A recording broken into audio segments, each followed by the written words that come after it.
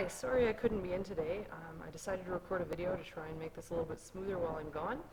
And today we're going to cover section 7.2, which is solving trigonometric equations algebraically. So the goal for today is to solve first and second degree trig functions using the algebraic method. So we're going to go through 3 examples today, and that should hopefully get you started with the questions in the textbook that I already assigned yesterday. And if you have questions with the textbook work, we can go over those tomorrow as soon as I get back.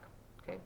So the first question we've got here says, without using graphing technology, determine the exact roots of the following first degree function. And the function is square root of 2 sine x minus 3 is equal to negative 2. For negative 360 degrees is less than or equal to x, which is less than or equal to 0 degrees. The first thing I want you to notice when we're looking at this equation is the domain in which we're solving for. We've got a negative domain, and the other thing that we're looking at is that it is in degrees. So we're going to be looking to solve our equation, solve for x, and we want to figure it out in degrees rather than radians. And we're also going to be going clockwise around the circle. So we're going to keep that in mind as we solve this question and go from there. Now, given this equation, yesterday what you looked at was how to solve this equation by popping it into our calculator and finding the intercepts. Today we're going to try doing this algebraically. We're going to try it with no calculator, and a lot of these questions that we do today are going to be using our special triangles that you've learned from the unit circle in the previous unit. So the first thing that I'm going to suggest when we're solving a question like this is we're going to try and rearrange the equation so that we're solving for sine x, and we're going to solve for x. So the first thing we're going to do is we're going to add 3 to both sides. So now I have square root of 2 sine x is equal to positive 1. And we're going to divide by the square root of 2. So now we're left with sine x is equal to 1 over the square root of 2.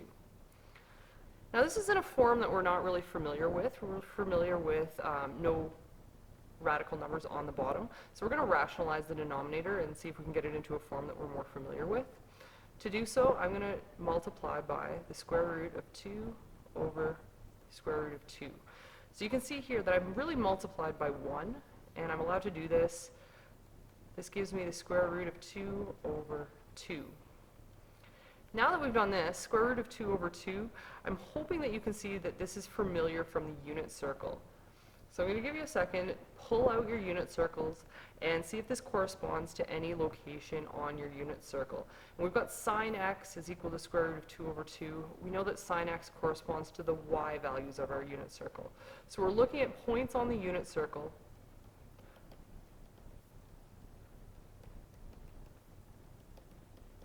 where y is equal to the square root of 2 over 2.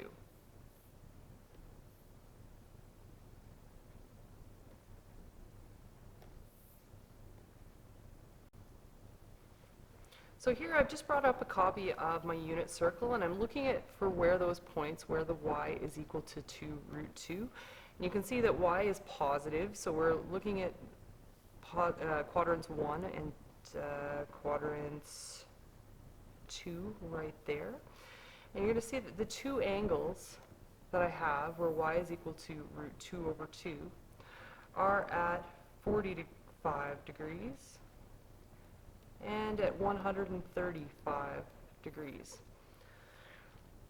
So if my original equation, if my original domain had been 0 is less than or equal to x, which is less than or equal to 360, I would have my solutions.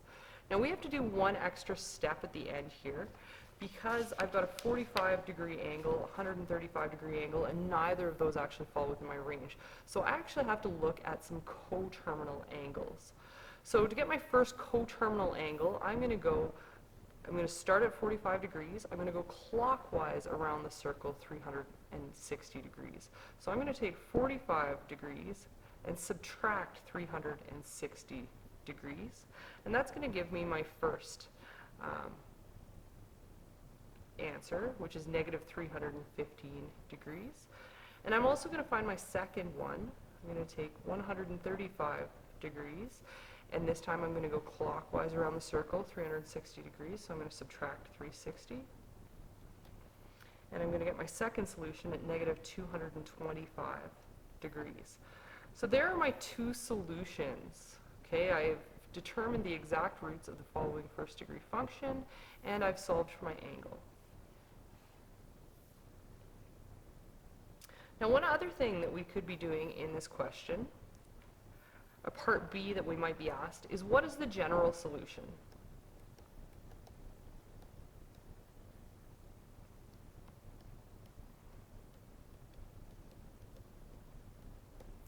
So for my general solution, I'm looking for a solution that is true in all cases, for all of my coterminal angles.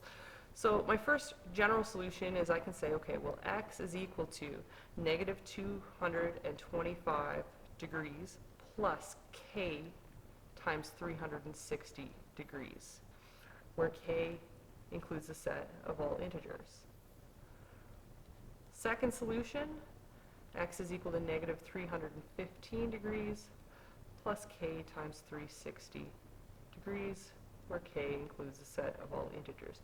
Now you'll notice that because I've got integers, I can go clockwise around the circle. I can put a negative in here. I could have negative 2.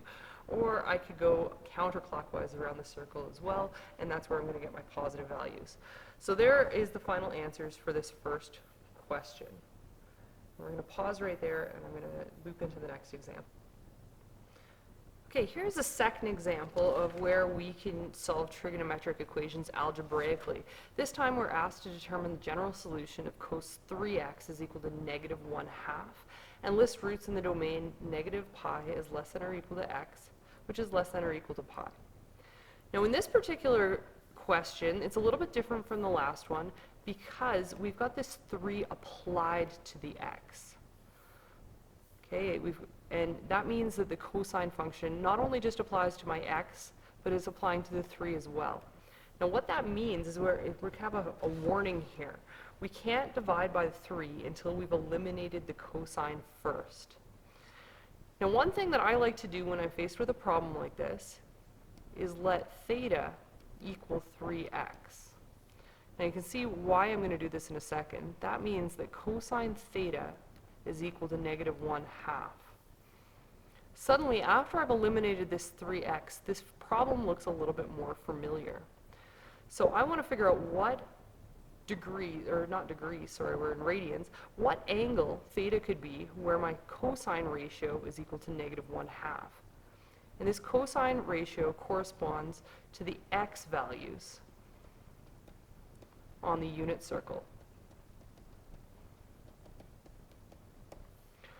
So if you pull out your unit circles, we're looking for values of theta where the x value is equal to negative 1/2. And we find two solutions.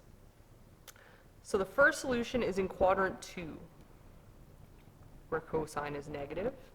And you'll find that in quadrant 2, theta is equal to 2 pi by 3 will give me that ratio of negative 1/2. And I've got another solution in quadrant 3 where we have 4 pi by 3. So there are my two solutions, and this is solving for theta, mind you. Now we're not done this question yet. We've got some solutions, but this is not the roots of cos 3x. We're actually asked to find the x values. So this theta is equal to 2 pi by 3. That means that 3x is equal to 2 pi by 3. And so we can solve for x in this particular case by dividing both sides of the equation by 3. So now I have x is equal to 2 pi by 9. I can do the same thing over in quadrant 3. 3x is equal to 4 pi by 3. We'll divide by 3. And x is equal to 4 pi by 9. So there are two solutions within that domain, but it doesn't include all of them, and it doesn't list the general formula. So we're going to go back to the general formula for a second. Now with my general formula, I'm going to list my first value of x. So I've got 2 pi by 9. Now we're going to try and figure out what would make us go one full rotation of this sine function. Now, a normal rotation of a sine function, or sorry, a cosine function or a sine function for that matter, a normal rotation is it's going to take 2 pi radians to get all the way around. In this equation, because I've got that 3 in front of my angle, it means that my function is compressed. It's compressed horizontally. So I'm going to take my 2 pi and divide by 3, and then put my k in there. So here's now the general formula of what this is going to look like. And my k includes the set of all integers. Same thing, I can do my general solution for this 4 pi by 9. I'm going to have 4 pi by 9 plus 2 pi over 3k. And k includes the set of all integers. So there are the general solutions.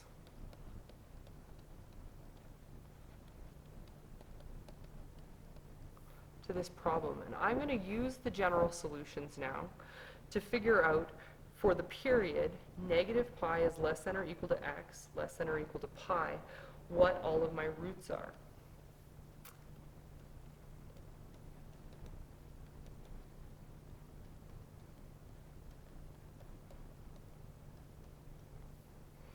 So I'm going to start with this 2 pi by 9, and I'm going to find coterminal angles.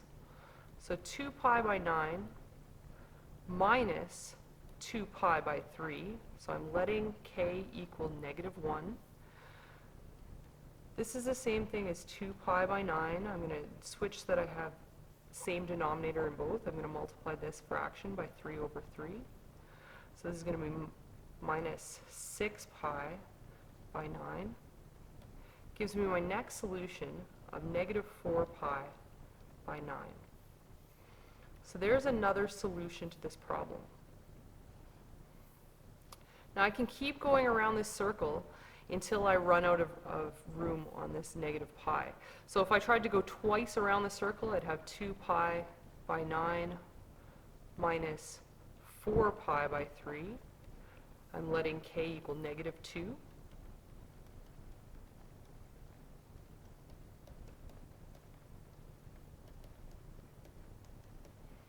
So here I have another root, another solution, but it doesn't fall within this domain. So I'm going to eliminate it, and I'm not going to go any farther counterclockwise. I can do 2 pi by 9 plus 2 pi by 3 as well with my general solution. So this time I'm letting k equal positive 1. I'm going to switch so that I have same base. Oh, sorry.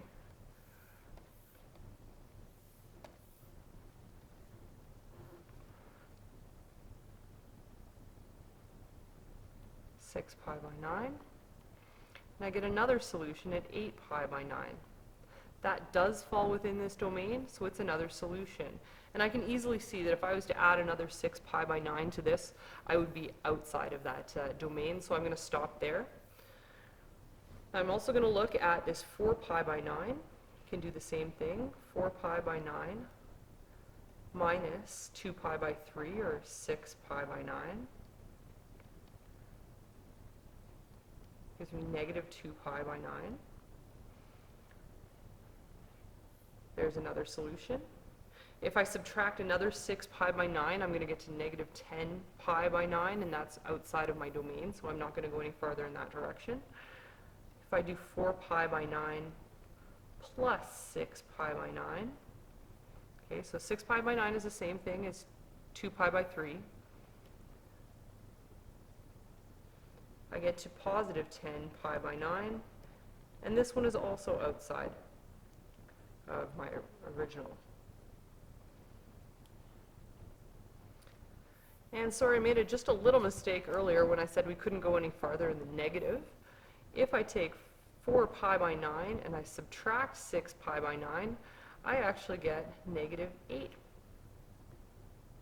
That doesn't make sense. 4 pi by 9, negative 4 pi by 9. No.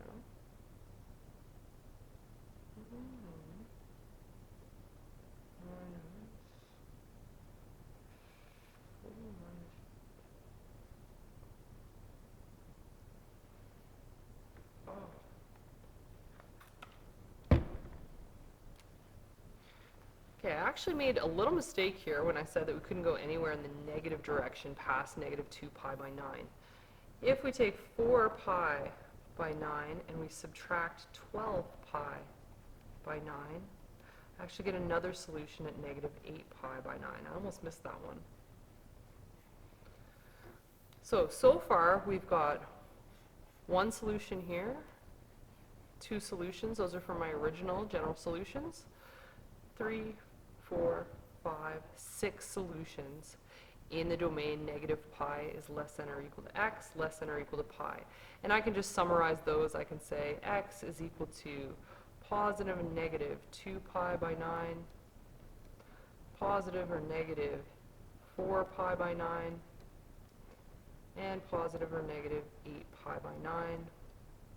Make it easy to see on our page. Box up our final answer, and then we'll finish this question. Okay, the last question I have for you today, example number 3, is determining approximate roots. So these will require a calculator when you're asked to determine approximate roots rather than your exact roots on your unit circle, but we can do it without a graphing calculator. So this question asks, to the nearest 1,000th, solve 5 minus 3 tan x equals 2 tan x plus 1 for negative pi is less than or equal to x less than 3 pi by 2. Then write the general solution. So we're going to follow along the same kind of pattern that we did for the last two questions. We're going to rearrange this equation to solve for tan x. So you get lots of practice rearranging your equations in this particular unit. I'm going to move all of my tans to one side, and I'm going to move all of my constants to the other side. So I'm going to subtract 1 from both sides, I've got 4, and I'm going to add 3 tan x to both sides. So 4 is equal to 5 tan x. So that's moving everything the same sides, collecting our like terms. Finally, I'm going to divide both sides by 5 to leave tan x by itself. So I've got 4 over 5 is equal to tan x. Once we get it to this point, this is when your calculators can come in, because x is going to equal the inverse tan of 4 over 5.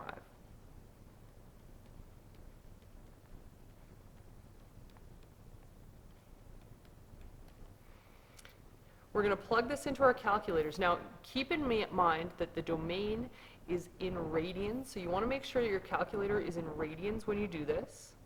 We're going to find that x is equal to, or approximately equal to, 0.675. This is in radians.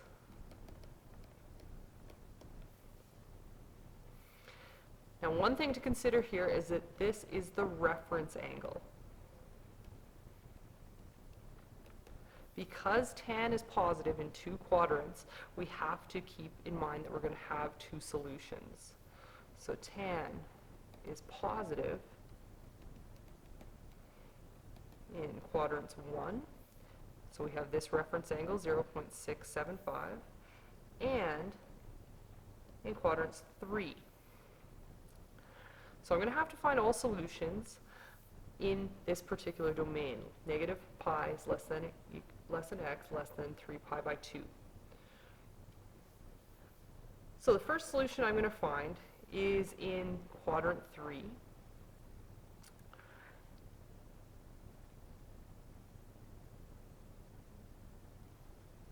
And in quadrant 3, we're going to take pi plus 0.675. Now the reason why we did the plus, quadrant 3, we're going all the way past pi radians into quadrant 3. So here's my reference angle right here, and I want to add that to pi radians. Okay, that's equivalent to 180 degrees that you're used to working with.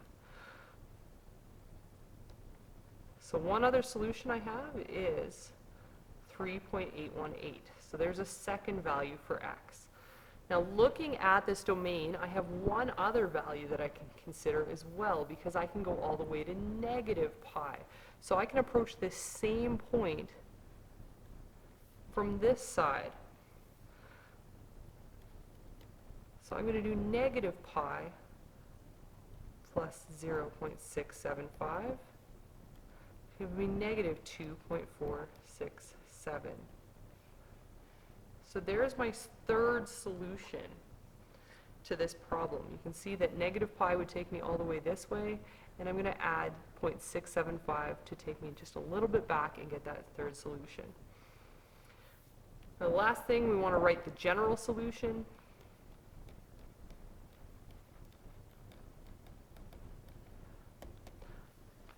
Now, to write the general solution, we have to figure out the period of tan function.